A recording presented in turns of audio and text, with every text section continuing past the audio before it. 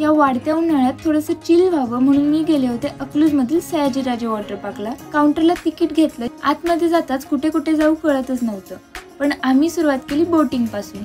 त्यानंतर आम्हाला दिसली झुक गाडी आणि आमचं बालपण जागं झालं, कारण आम्हाला लहानपणी तर असलं काही बघायला मिळालं नव्हतं।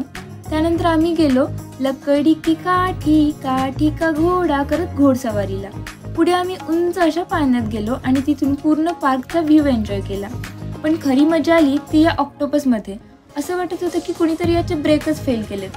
आणि अशा प्रकारे ॲडव्हेंचरची एक एक स्टेप पार करत आम्ही गेलो या एकदम डेंजर अशा राईडमध्ये, जी डायरेक्ट 360 डिग्रीमध्येच फिरत होती।